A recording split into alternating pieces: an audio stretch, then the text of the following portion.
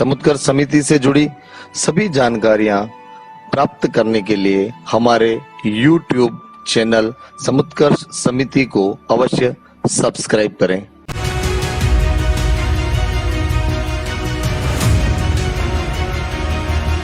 न त्वहं कामये राज्यम न स्वर्गम न पुनर्भवम कामये दुख तप्ता नाम प्राणिना मारती नाश।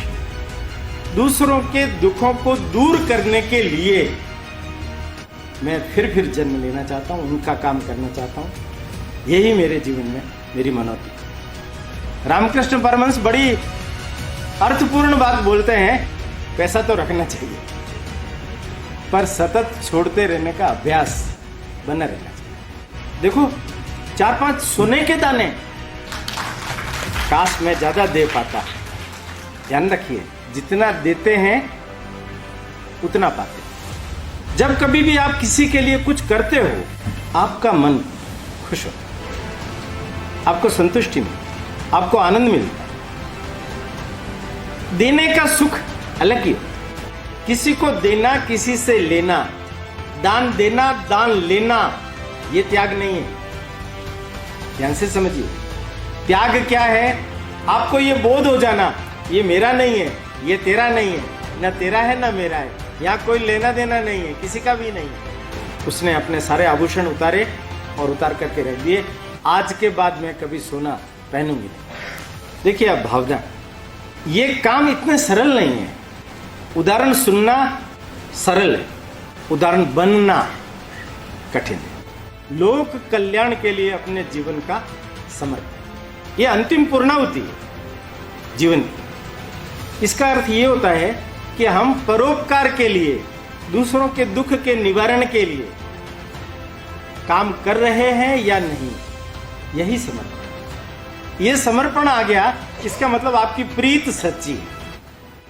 उसने कहा जिन फूलों को मैं आज देख रही हूं, उनको जिन्होंने लगाया उन्होंने तो नहीं देखा, मैं ही देख पा रही हूं ना, उनका ऋण मेरे ऊपर,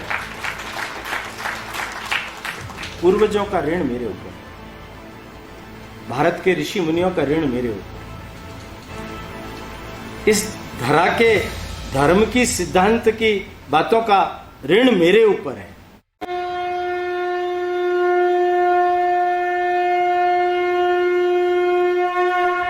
आज हमारे बीच में हमारे जो मुख्य उद्बोधनकर्ता हैं, हमारे प्रेरक, हमारे पथ प्रदर्शक, वर्ष 1986 से जो अपना जीवन राष्ट्र निर्माण और राष्ट्र सेवा के लिए समर्पित कर चुके हैं, ऐसे संघ के प्रचारक माननीय ओम जी भाई साहब, आप एक प्रखर लेखक, विचारक हैं। आप द्वारा कई पुस्तकें लिखी गई हैं, जिनमें मेवाड़ गौरव गाथा, जन जन के महावीर, पन्नादाय, बाबा रामदेव जैसी 25 पुस्तकों का आपने लेखन किया है, और जो आज हमारे बीच में हमारे ज्ञानवर्धन के लिए आज प्रकाशित होकर हमारे बीच में है। मैं आज के इस पुनीत अवसर पर मान्यवर भाई साहब से निवेदन करूंगी कि हमें प्रबोधन प्रदान करें। आदरणीय ओम जी भाई साहब।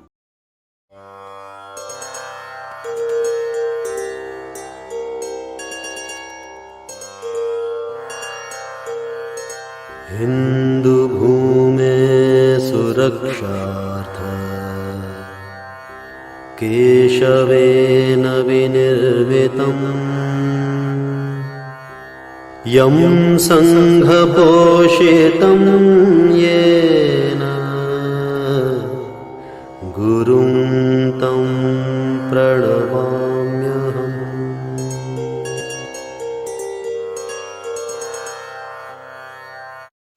इस मातृभूमि को, इस विशाल मां भारती के निवासियों को, सपूतों को उनके कर्तव्य पथ पर आरूढ़ करने के लिए इतिहास में अनेक महापुरुषों ने, अनेक संतों ने, अनेक महात्माओं ने अपने जीवन को न केवल समर्पित किया बल्कि मां भारती का मान बढ़ाया। आइए आज समुत्कर्ष संस्कार माला के इसी क्रम में हम आदरणीय ओम जी भाई साहब को सुनेंगे। जीवन पुष्प चढ़ाकर हम आराधना करेंगे, हम आराधना करेंगे। मैं सादर निवेदन कर रहा हूं आदरणीय ओम जी भाई साहब एक ऐसा नाम जो मेवाड़ को एक नई पहचान देने के लिए भी जाना जाता है। सादर निवेदन आदरणीय ओम जी सर। समुत्कर्ष समिति के माननीय अध्यक्ष श्री संजय जी कोठारी, सचिव श्री विनोद जी चपलोत,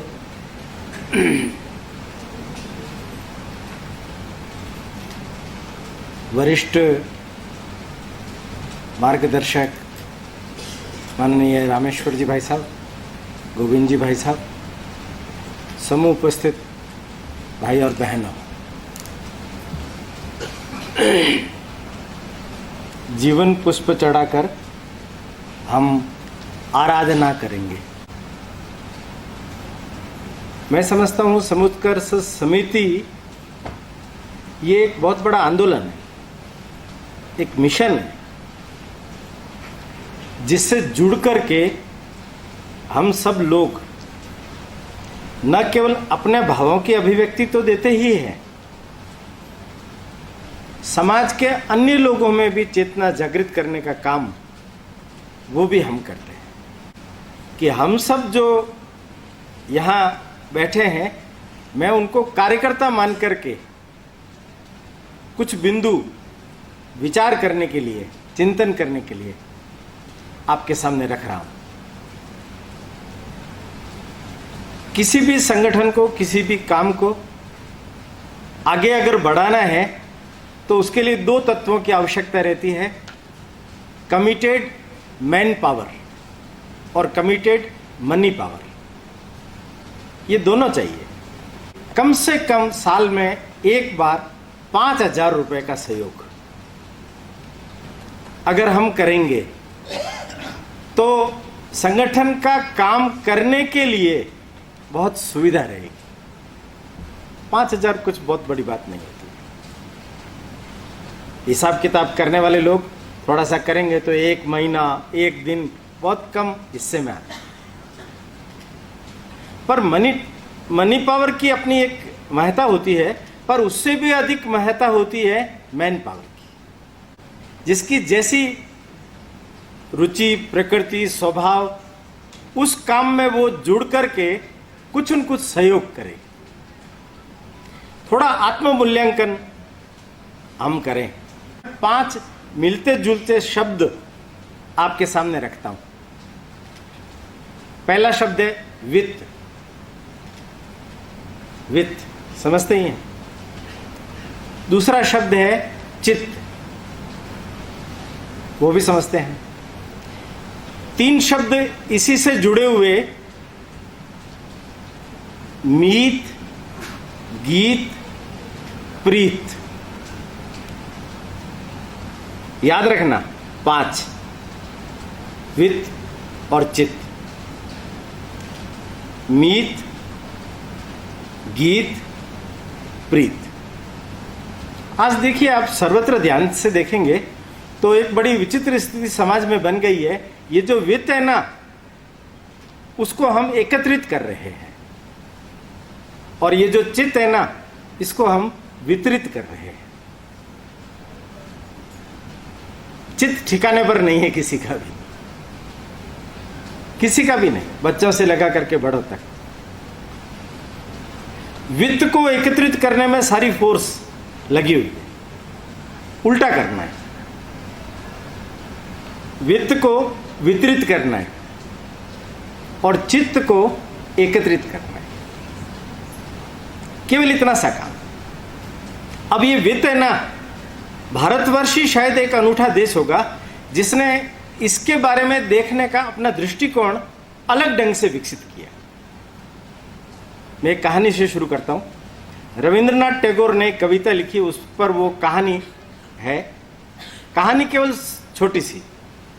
एक भिखारी अपने घर से निकला, पूर्णिमा थी, विशेष त्योहार का दिन था। उसने सोचा आज तो कोई बड़ा आदमी मिल जाए, राजा मिल जाए, जो मुझे इतना धन दे दे कि जिंदगी भर कमाने का झंझट ही खत्म हो जाए। कभी कभी आप देखना, सवेरे सवेरे अगर भिखारी लोग, मांगने वाले लोग आपके द्वार पर दिख जाए तो आप देखना उनकी जो थाली होती है, उनका जो पात्र होता है वो खाली नहीं होता है। सुबह सुबह कौन डाल देता है? वो घर से डाल के लाते हैं। क्यों? वो हमको जानते हैं, पहले अपन देखते हैं किसी पहले ने डाला कि नहीं डाला, फिर हम डालते हैं। माने हम शुरुआत नहीं कर सकते, दूसरे किसी ने किया है क्या तो हम करेंगे। वो लेकर के आया चावल के कुछ दाने, कुछ पैसे, सिक्के। योग उसका प्रबल था। राजा आ गया सामने, रथ चमचमाता आकर के उसके के पास रुका। उसकी आंखें खुली रही, राजा आ गया, आज तो आनंद आ जाएगा। पर वो क्या देखता है, राजा उतरा, उतर करके उसके पास आया और आकर के उसने क्या बोला, तुम्हारे कपड़ों से लग रहा है कि तुम भिखारी हो, परंतु राज ज्योतिषी ने कहा है कि जाओ और पहला आदमी जो मिल जाए उससे कुछ भी मिले लेके आ जाना। अब क्या करूं? तो राजा ने अपनी झोली उसके सामने फैला दी। कुछ भी दे दो तुम, इस राज्य के हितार्थ कुछ भी दे दो तुम। उसने कभी जिंदगी में दिया नहीं था। ध्यान से सुनना मेरे शब्दों पर। जिंदगी में कभी दिया नहीं था, लिया ही लिया था, इसलिए देने का उसका अभ्यास था ही नहीं। तो वो उसमें से 2 चावल के दाने उठाता, फिर वापस रख देता, और ज्यादा हो गए। वो कह रहा है 2 चावल के दाने भी दे दो तुम, कुछ भी दे दो तुम, दो तो सही। उसे छूट नहीं। राजा के दुराग्रह पर भारी मन से उसने 2-4 चावल के दाने उठाए और उसके झोली में डाल दिए। राजा ने धन्यवाद किया, वापस रथ में बैठ गया, रथ चल दिया। वो वहीं खड़ा है। उस दिन उसको हमेशा से ज्यादा ग्राहकी हुई, हमेशा से ज्यादा, यूं समझिए 100 गुना ज्यादा। शाम को घर आया, झोली रख दी, पत्नी ने झोली देखी, आज तो बहुत मिला। उसके चेहरे पर खुशी नहीं, भारी मन, बैठ गया नीचे। तू क्या जानती है आज क्या हुआ मेरे साथ?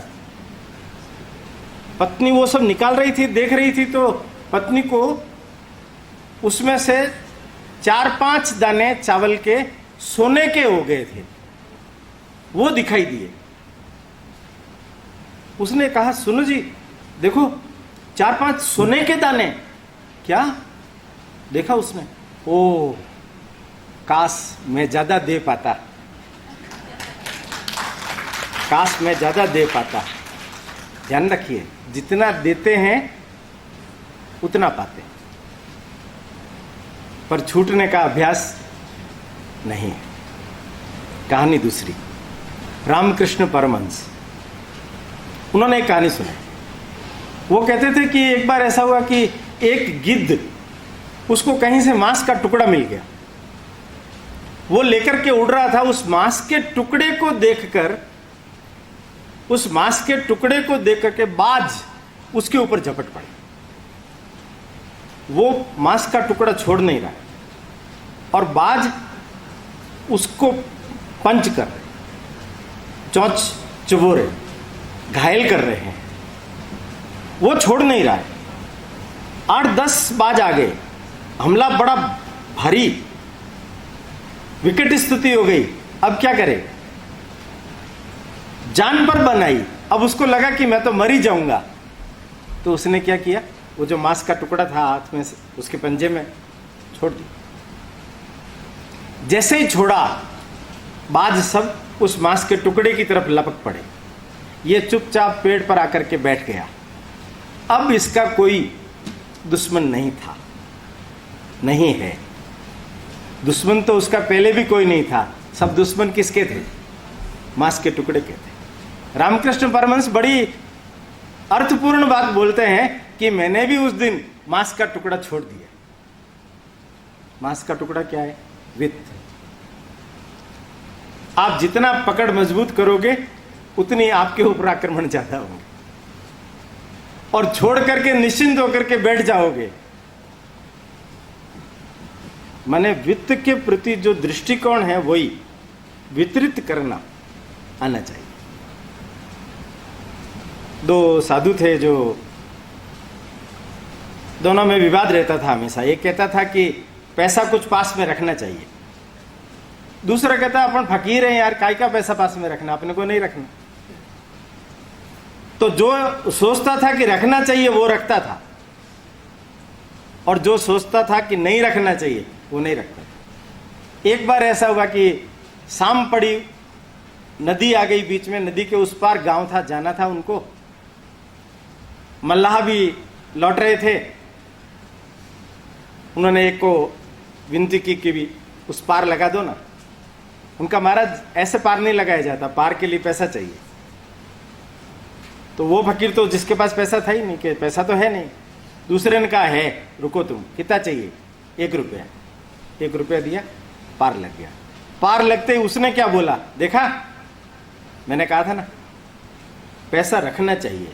अपन ने पास पैसा था इसलिए अपन पार हो गए। दूसरा साधु कहने लगा, नहीं, पैसा तुमने छोड़ा इसलिए पार हो गए। मैं तीसरी बात बोलता हूं इन दोनों को छोड़ के, पैसा तो रखना चाहिए, पर सतत छोड़ते रहने का अभ्यास बना रहना चाहिए। इसलिए 5,000, इसीलिए 5,000। वित्त के प्रति अगर हम दृष्टिकोण बचपन से ही बालकों के मन में भी इकट्ठा करिए, उनके हाथों से कुछ न कुछ दान पुण्य करवाइए, अभ्यास बनेगा। छोड़ने का जितना अधिक अभ्यास बनेगा उतना ही अधिक लाभ। आप खुद भी करके देखिए कभी, जब कभी भी आप किसी के लिए कुछ करते हो, कुछ भी करते हो, सहायता करते हो, सहयोग करते हो, कुछ देते हो, आपका मन खुश होता है, आपको संतुष्टि मिलती है, आपको आनंद मिलता है। देने का सुख अलग ही होता है, देने का सुख अलग ही। दूसरी, चित्त। अब चित्त के बारे में अगर आप विचार करेंगे तो जैसा मैंने कहा कि वो वितरित ही रहता है। चित्त को एकाग्र करना आना चाहिए। हमारे यहाँ पद्धतियां हैं, ध्यान है, प्राणायाम है, पर चित्त को साधना, उसके अनुसार अपने विवेक को जागृत रखना, उसके अनुसार अपने जीवन को चलाना कठिन हो, कठिन हो। जीवन में देखिए, आप लोग तो घर गृहस्थीदार हो इसलिए सब जानते हो, कितने हिचकोले आते हैं, कितने उतार चढ़ाव आते हैं, कितनी दुविधाएं सुविधाएं आती है, कितने प्रलोभन आते हैं। क्या उसमें हम अपने आप को स्थिर रख पाते? नहीं रख पाते। ये स्थिरता गुण है, ये अभ्यास से प्राप्त होता है। अगर आप चिंतन करेंगे कि नहीं, मुझे अपने चित्त को एकाग्र करना है, विवेकशील करना है, तो अपने आप हो जाएगा, अपने आप हो जाएगा। शिवाजी महाराज के समय एक बहुत बड़े न्यायाधीश हुए, राम शास्त्री प्रभु ने, उनकी पत्नी राजमहलों में जाती थी तो शिवाजी की मां जीजाबाई उनकी सादगी पर दंग रह जाती थी। राम शास्त्री प्रभु ने ईमानदारी से जीवन व्यतीत करते थे। उनकी पत्नी बहुत सादगी से जीवन जीती थी। वो कहते थे कुछ तो आभूषण पहन, कुछ तो कर, कुछ ये पहन, कुछ वो पहन। वो मना कर देती थी, मुझे अच्छा नहीं लगता। एक बार कोई त्योहार था तो जबरदस्ती उसके कपड़े खुलवा करके उसको लाद दिया, अच्छे कपड़े पहना दिए, आभूषण दे दिए। अब वो संकोच के मारे मना नहीं कर सकी। जीजा माँ को कौन मना करे? संकोच के मारे वो मना नहीं कर सकी। ध्यान से सुनिए, वो मना नहीं कर सकी, पहन के आ गई। घर पर आई, दरवाजा खटखटाया, श्रीमान जी थे। दरवाजा खोला और उसको देखा तो नीचे से ऊपर तक देखने के बाद बोले, आपको किससे मिलना है? उनका मुझे किससे मिलना, मैं तो इस घर की मालकिन हूं। तुम कौन सी मालकिन? तुम तो कोई छलना स्त्री लग रही हो। तुम इस घर की मालकिन नहीं हो। इस घर की जो मालकिन है वो तो बड़ी सादगी से रहती है, तुम नहीं हो। जाओ जाओ, तुम्हारा यहाँ कोई काम नहीं। दरवाजा बंद कर दिया, दरवाजा बंद कर दिया। वो लौट करके गई, जीजा माता को कहा, मैंने आपको पहले ही कहा था ना, उस घर में मेरा प्रवेश वर्जित हो गया है।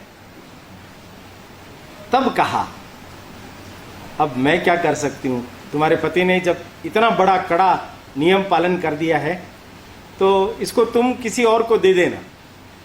उसने अपने मूल वस्त्र धारण किए, उनको कारिंदों में बांट दिया और फिर लौट करके घर आई, दरवाजा खटखटाया तो दरवाजा खोला उन्होंने और खोलते ही कहा, आ गई मेरी लक्ष्मी। तुम्हारे जाने के बाद एक कोई छलना स्त्री आई थी, वो कह रही थी मैं इस घर की मालकिन हूं।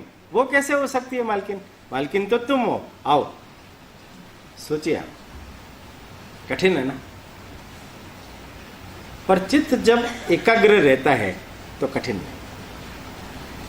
अगर आप होश में हो तो दुनिया तो जरूर बरगलाने की कोशिश करेगी, पर आप नहीं बरगला। अपने चित्त को जितना अधिक हम विचलित होने से रोकेंगे, जितना अधिक रोकेंगे उतना आपको लाभ। मैं आपको एक पत्र पढ़ करके सुनाता हूं। जीडी बिड़ला का नाम आपने सुना होगा, बहुत बड़े उद्योगपति हुए। उन्होंने अपने बेटे को पत्र लिखा। एक बहुत बड़ा उद्योगपति जिसके पास अपार धन संपदा हो, वो अपने बेटे को कैसा पत्र लिख सकता है, आप सोचिए। वो लिखते हैं, उनके पुत्र का नाम है बसंत। वो लिखते हैं, चिरंजीव बसंत, यह जो लिख रहा हूं उसे बड़े होकर पढ़ना। आपने अपने अनुभव की बात करता हूं। संसार में मनुष्य जन्म दुर्लभ है, यह सच बात है।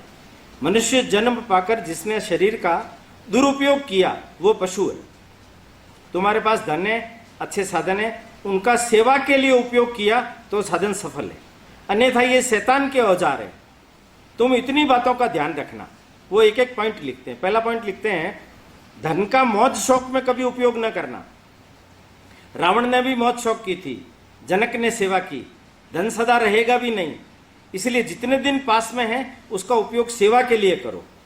अपने ऊपर कम से कम खर्च करो, बाकी दुखियों का दुख दूर करने में व्यय करो। धन शक्ति है, उस शक्ति के नशे में किसी के साथ अन्याय हो जाना संभव है, इसका ध्यान रखो। अपनी संतान के लिए भी यही उपदेश छोड़ करके जाओ। बच्चे ऐश आराम वाले होंगे तो पाप करेंगे, व्यापार को चौपट करेंगे। ऐसे नालायकों को कभी धन मत देना, क्योंकि तुम ये समझना तुम इस धन के न्यासी हो, ट्रस्टी। हम भाइयों ने व्यापार को बढ़ाया है, यह समझ करके तुम धन का उपयोग करोगे। वो देखो आप कैसी बातें लिख रहे हैं। भगवान को कभी मत भूलना, वो अच्छी बुद्धि देता है। इंद्रियों पर काबू रखना, वरना तुम्हें डुबो देगी। नित्य नियम से व्यायाम करना। भोजन को दवा समझकर खाना। जो स्वाद के वशीभूत होकर के खाते हैं वो जल्दी मर जाते हैं, काम नहीं कर पाते। तुम्हारा ही जीडी बिड़ला। देखिए आप, एक बहुत बड़े उद्योगपति की भी दृष्टि अगर विकसित हो गई तो वो अपने चित्त को कितना एकाग्र रख करके काम करता है। एक पुस्तक ध्यान में आई, एक साहित्यकार है मनु भंडारी, उसने लिखी। उसमें उसने अपनी एक बहन के बारे में बड़ी अच्छी बात लिखी। 1962 में चीन का युद्ध हुआ था।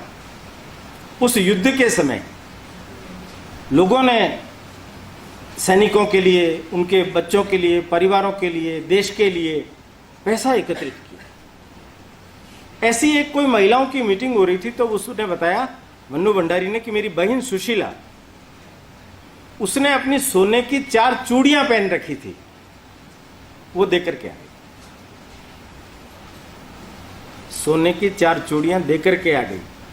घर आई, पति को जब मालूम पड़ा तो उसने कहा, पागल हो गई तुम तो, अरे देनी ही थी तो एक चूड़ी दे देती। उसने ये सुना, उसको अच्छा नहीं लगा। उनका कि मैं जो देख करके आई हूं, आप थोड़ी उसकी वैल्यू तो समझिए, मैं किस काम के लिए देख के आई हूं। उसने अपने सारे आभूषण उतारे और उतार करके रख दिए। आज के बाद मैं कभी सोना पहनूंगी नहीं। देखिए अब भावना, ये काम इतने सरल नहीं है। उदाहरण सुनना सरल है, उदाहरण बनना कठिन है। ये जो बातें हमारे समक्ष आ रही है उसके पीछे का उद्देश्य केवल इतना ही है कि हमारी जो दृष्टि है इन मूल दो बिंदुओं पर केंद्रित करनी है। वित्त, उसको वितरित करने से लाभ होगा, चित्त, उसको एकत्रित करने से लाभ। अगर एकत्रित करते हैं तो आपको उसका अच्छा परिणाम प्राप्त होगा। तीसरी चीज है मीत। देखिए हम सब लोग इस चीज को समझिए, मीत का मतलब होता है संबंधी, हितैषी। ये जो संबंधी और हितैषी है उसकी भूमिका हम हमारे जीवन में ठीक ढंग से निभा पाते हैं क्या? जैसे अपनी समुत्कर्ष समिति चलती है, क्या हम उसके भी हितैषी है क्या? वो भी अपनी ही है, इसलिए हम उसके प्रति दायित्ववान हो गए। पर दृष्टि, जब कभी भी इस प्रकार का चिंतन विचार करने का अवसर आए तो हम मिल बैठ करके विचार करें कि अपने को समाज के लिए, देश के लिए, धर्म के लिए क्या करना चाहिए, कैसे करना चाहिए। पर मीत जो होता है उसकी दृष्टि कैसी होती है, दो तीन छोटे छोटे उदाहरण से समझिए। बहुत पुराना प्राचीन याज्ञवल्क्य सब जानते हैं, गार्गी, मैत्रेयी नाम सुने हमने। गार्गी के साथ उनका जो शास्त्रार्थ वगैरह हुआ। याज्ञवल्क्य जी के दो पत्नियां थी, मैत्रेयी और कात्यायनी। शास्त्रार्थ के माध्यम से इन्होंने बहुत धन संपदा एकत्रित की थी। एक दिन उन्होंने उस धन संपदा को अपनी दोनों पत्नियों के बीच में बांटकर और कहा कि अब मैं सत्य की खोज के लिए, ईश्वर की खोज के लिए आगे जा रहा हूं। तो कात्यायनी जो थी वो धन को ही सब कुछ मानने वाली महिला थी, इसलिए उसने उन चीजों को स्वीकार कर लिया। पर जो मैत्रेयी थी उसने कहा कि आप ये जो धन हमें देकर के जा रहे हैं तो आप मान रहे हैं क्या जीवन में इसका बहुत बड़ा उपयोग है? अगर उपयोग है तो आप छोड़ के क्यों जा रहे हैं? और अगर उपयोग नहीं है तो आप हमें क्यों उलझा रहे हैं? हमें भी उसी मार्ग पर लेकर के जाइए ना जिस मार्ग पर आप जा रहे हैं। तब याज्ञवल्क्य जी ने उनको सत्य की दृष्टि दी। जब आपका कॉन्शियस जागृत रहता है तो जीवन में घटने वाले हर घटना के प्रति हमें किस तरीके का दृष्टिकोण अपनाना चाहिए, हम अपना पाते, नहीं तो नहीं अपना पाते। एक छोटा सा उदाहरण आपने सुना होगा, चैतन्य महाप्रभु बंगाल में पैदा हुए, निमाई नाम था उनका। अपने एक मित्र रघुनाथ पंडित के साथ नाव में बैठ के नदी में जा रहे थे वो। तो इनसे आपस में चर्चा होने लगी कि अभी इन दिनों तुमने कुछ लिखा क्या? तो निमाई ने कहा हाँ, मैंने न्याय शास्त्र पर टीका लिखी है, सुनाओ। वो सुनाने लगा और जैसे जैसे वो सुनता जा रहा था उसकी आंखों में से आंसू आ रहे थे। वो दुखी हो गया। पूछा निमाई ने कि भाई रघुनाथ तुम दुखी क्यों हो रहे हो, क्या कारण है, रो रहे हो? उन्होंने कहा मैंने भी न्याय शास्त्र पर टीका लिखी है, उसका नाम है दीधीति। किंतु तुम्हारी टीका पढ़ने के बाद, सुनने के बाद अब मेरी कौन पढ़ेगा, ये सोच करके मेरा सारा परिश्रम, वर्षों की तपस्या नष्ट हो। उनका कि तुम ऐसी बात क्या बोलते हो, इतनी छोटी सी बात के लिए तुम इतना दुखी हो रहे हो?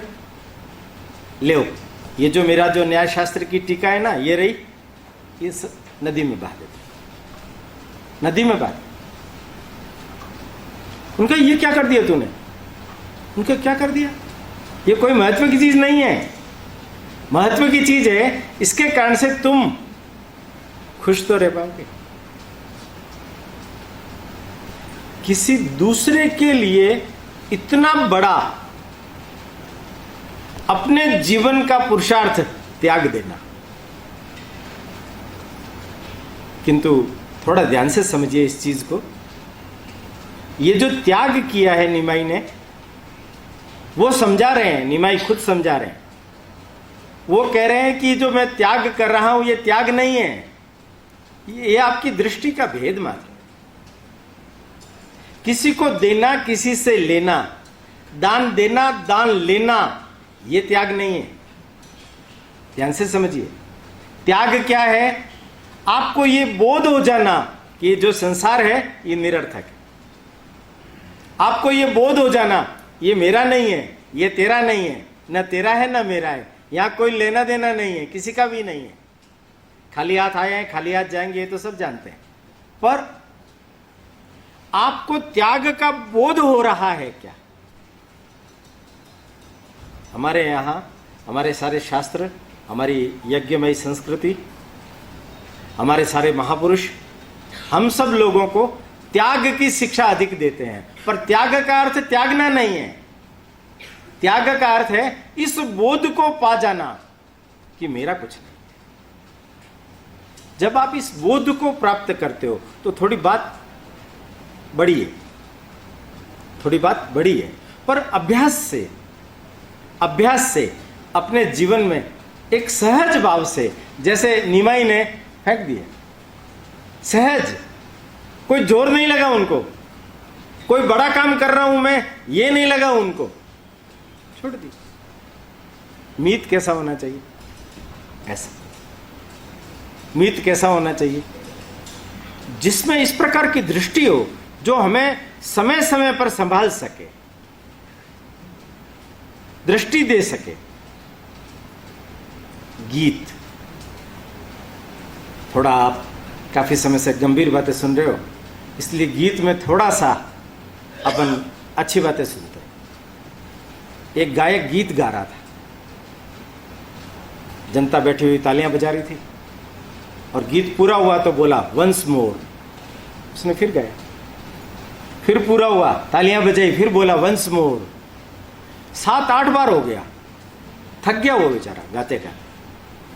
उसने 8वीं बार हाथ जोड़ के कहा, प्लीज मैं आपकी भावनाओं का कद्र कर रहा हूं, मैं बार बार गा रहा हूं आपके वंस मोर पर, अब मैं थक गया हूं, अब आखिरी बार मैं गाऊंगा, अब मेरे को आप वंस मोर मत बोलना। लोगों ने कहा बोलेंगे, जब तक तुम ठीक ढंग से नहीं गाओगे तब तक हम बोलेंगे।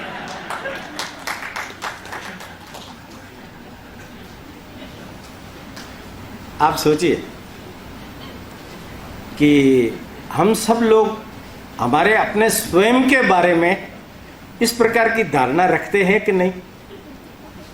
मैं ठीक हूं, मेरा चिंतन ठीक है, मेरा विचार ठीक है, मेरी करनी ठीक है, मेरा सब कुछ ठीक है, बाकी सब खराब, मैं अच्छा। अपने ही गीत गाता रहता हूं मैं। नहीं, हम अगर संगठन के साथ जुड़ गए हैं, समिति के साथ जुड़ गए हैं, आंदोलन और मिशन के साथ जुड़ गए हैं, इस सिद्धांत के गीत गाने। जहां भी बैठेंगे समुत्कर्ष समिति की चर्चा करेंगे, जहां भी बैठेंगे कामों की चर्चा करेंगे, जहां भी बैठेंगे विचारों की चर्चा करेंगे। अन्यथा हम क्या करते हैं? एक कथा चल रही थी तो महाराज प्रवचन कर रहे थे, किसी का बच्चा गुम हो गया, उसका भी बीच बीच में एडवर्टाइजमेंट होता है ना। एक 7-8 साल का बच्चा, काले रंग की चड्डी, सफेद शर्ट पहने हुए, रो रहा है। जिस किसी भाई का वो पूछ रहे हैं इसको, इसके पिताजी का नाम है छगनलाल जी, छगनलाल जी का लड़का है, ये घी वाले हैं, वो घी बेचते हैं, स्टेशन के सामने उनकी दुकान है। जो कहीं भी वो छगनलाल जी हो तो कृपया आए और अपने बच्चे को लेके जाएं। 7-8 बार इस बात का विवेचन माइक से अनाउंस होता रहा। वो जो छगनलाल जी थे ना, वो बिल्कुल ठीक सामने आगे ही बैठे, पड़ोसी ने देखा ये छगनलाल जी तो ये बैठे, अरे छगनलाल जी आपका लड़का खो गया, एडवर्टाइजमेंट हो रहा है। हाँ वो तो मेरे को भी मालूम। तो ये क्या, हाँ इस बहाने फ्री में अपना विज्ञापन हो गया ना। बच्चे को तो एक कुल्फी दे करके मना लूंगा मैं, उसकी कोई खास बात नहीं है। हम हमारे जीवन में हमारी अपनी चीजों का विज्ञापन गाए बगाए करते हैं कि नहीं। मैं मेरे एक मित्र के साथ बैठा और उनसे बात कर रहा था कि भाई ये जो व्यक्ति है ना बहुत अच्छे है यार, उन्होंने ऐसा किया वैसा किया। उनका यार छोड़ो यार, दूसरी बात करो। अच्छा, अरे उसके बारे में आपने सुना? वो है ना, वो थोड़ा पास में है। हाँ बोलो क्या हुआ? मतलब देखिए, विस्परिंग में रुचि है, गुण में रुचि नहीं है। निंदा रस बहुत बड़ा रस है, बैठ जाए तो किसी को नहीं छोड़े। लोग बैठे बैठे क्या करते हैं, टाइम पास आराम से हो जाता है इन चीजों से। पर गीत का मतलब संगठन के प्रति, विचार के प्रति, विवेक के प्रति अगर हम जागृत रहते हैं तो आपको आनंद उस रस में ज्यादा आने लग जाएगा। फिर ये नीरस लगेगा, इसमें रस नहीं आएगा। इसलिए गीत, एक बहुत बड़ी संत हुई है अरब देशों में, राबिया नाम था उसका। उसके बारे में ऐसा कहते हैं कि वो झोला रखती थी पास में, और उस झोले में फूलों के बीज रखती थी। जहां कहीं भी देखती फूल के बीज डालती, जहां कहीं भी, रेल में यात्रा करती, बस में यात्रा करती, वो डाल देती। लोग कहते हैं कि भाई तुम क्या बात कर रही हो, ये इधर उधर डाल रही हो, इससे क्या होगा? उनका कि बारिश होगी तो फूल लग जाएंगे, तो फूल लगेंगे, पेड़ आएंगे, फूल लगेंगे, तब तुम रहोगी क्या? उनका मैं तो नहीं रहूंगी। तो फिर बेकार में ऐसा माथापच्ची करने से क्या फायदा? तुम जब देख ही नहीं पाओगी किसी चीज को तो तुम ऐसा क्यों करती हो? उसने कहा जिन फूलों को मैं आज देख रही हूं, उनको जिन्होंने लगाया उन्होंने तो नहीं देखा, मैं ही देख पा रही हूं ना, उनका ऋण मेरे ऊपर, पूर्वजों का ऋण मेरे ऊपर, भारत के ऋषि मुनियों का ऋण मेरे ऊपर, इस धरा के धर्म की, सिद्धांत की बातों का ऋण मेरे ऊपर है। हम ऐसे सोचते नहीं, उसको उतारने का काम करते हैं क्या? इट इज ड्यूटी, ये हमारा कर्तव्य है और उसको प्राथमिकता से करना चाहिए। करने ये अवसर दे रहा है समुत्कर्ष मिशन, ये अवसर दे रहा है। मैं यहां खड़े होकर के आप लोगों को बार बार इशारा करके बता रहा हूं, इसका अर्थ ये नहीं है कि मैं कह रहा हूं कि आप 5,000 रुपए दीजिए ही दीजिए, मैं ये नहीं कह रहा। मैं तो आप लोगों को एक सुअवसर दे रहा हूं कि आप अपनी जिंदगी के अंदर एक बहुत बड़े मिशन के साथ जुड़ करके अपने जीवन में धन्यता का अनुभव करें। ये बहुत बड़ी चीज है, सामान्य चीज नहीं है। बड़े मिशन के लिए जब विचार करेंगे तो आपको ऐसे ही सोचना पड़ता है। और एक अंतिम बात, प्रीत। प्रीत जो है वो है समर्पण, परोपकार, पर दुख कातरता। रंतिदेव के बारे में राजा थे, इतना दिया, सब कुछ लुटा दिया, जंगल में चले गए परिवार सहित। 49 दिन तक भूखे प्यासे, कहीं से मिल गया भोजन, परिवार प्रसन्न हुआ, मिल बैठ के बांटने वाले थे, एक ब्राह्मण आ गया, उसको दे दिया।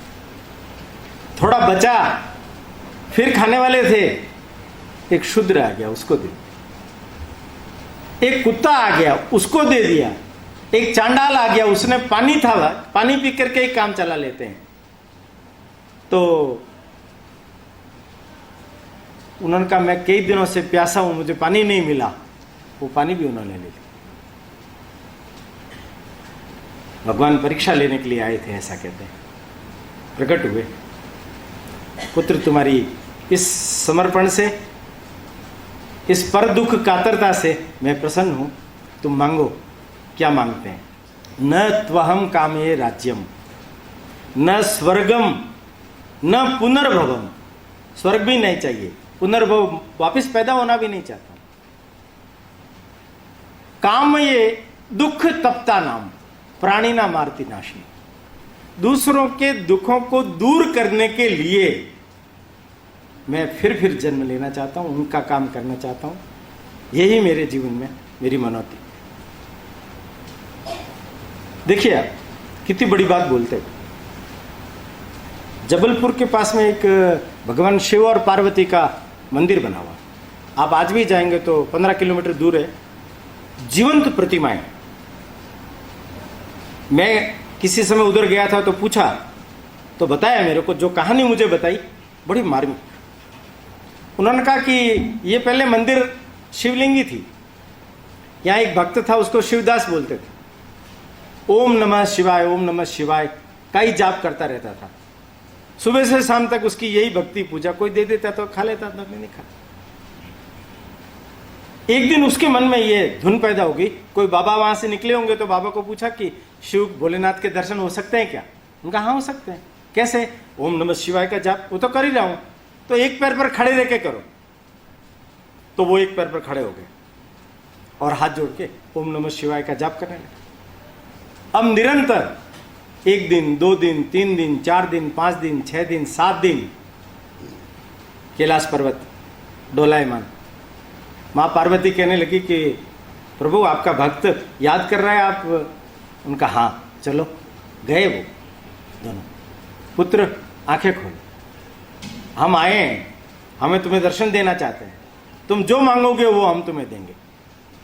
वो तो विवेल हो गया, अश्रुधार बह पड़ी, चरणों में साष्टांग दंडवत करने लगा, हाथ जोड़ा, कुछ मांगो, कुछ भी नहीं चाहिए, आपके दर्शन हो गए ना, बस यही अभिलाषा थी। माँ पार्वती ने कहा बेटा कुछ तो मांग। कुछ मांगू? क्या मांगू मैं? अच्छा एक काम करता हूं, मैं अकेला तो मांग नहीं पाऊंगा, ये जो गांव वाले लोग हैं ना, इनको मैं बुला के लाता हूं, इनको आप दर्शन दे देंगे और हम मिलकर के मांगेंगे तो आप दे देंगे क्या? उनका हाँ दे देंगे। तो उसका ठीक है, तो मैं बुला के लाता हूं। वो एकदम गया, थोड़ा सा गया और लौट के वापस आया दौड़ करके, अरे हाँ मैं जा रहा हूं गांव वालों को बुलाने के लिए, पर ध्यान रखना आप चले तो नहीं जाओगे? उनका नहीं, चले नहीं जाएंगे, यहीं खड़े रहोगे ना, मैं लोगों को भेजता हूं, उनको दर्शन देना, फिर मिलकर के मांग लेंगे। अब वो गया गांव में, एक ही रट शिव पार्वती प्रकट हुए हैं, अपने को दर्शन देना चाहते हैं, वरदान मांगने के लिए बोल रहे हैं, चलो चलो अपन मिलजुल करके उनसे मांगेंगे। जहां लोग दिखाई देते वो यही रट लेकर के जा रहा है, चलो चलो मिलजुल करके मांगेंगे, वो आपको दर्शन भी देंगे, और जब तक मैं नहीं लौटूंगा तब तक वो वहीं रहेंगे। और घूमते घूमते पूरा गांव कवर करके अंत में गांव के बाहर उस तरफ एक बहुत बड़ी झील थी, वहां तक पहुंच गया। वो बोल रहा था तो उस समय तक उसको भान नहीं आया, और अचानक उसको भान हुआ, भगवान शिव पार्वती प्रकट हुए हैं, हमें दर्शन देना चाह रहे हैं, हम चलें दर्शन करें, और मिलजुल करके हम जो मांगेंगे वो हमें मिलेगा, और जब तक मैं नहीं लौटूंगा तब तक वो वहीं रहेंगे। अच्छा तो फिर मैं क्यों लौटूं? मैं क्यों लौटूं? मैं नहीं लौटूंगा तो वो वहीं रहेंगे, तो हमेशा के लिए बढ़िया हो गया ना, लोग जाएंगे दर्शन करेंगे। हे भगवान शंकर पार्वती मुझे क्षमा कर देना, मैं दुनिया के कल्याण के लिए अब वापस नहीं लौटूंगा, और झील में कूद गया।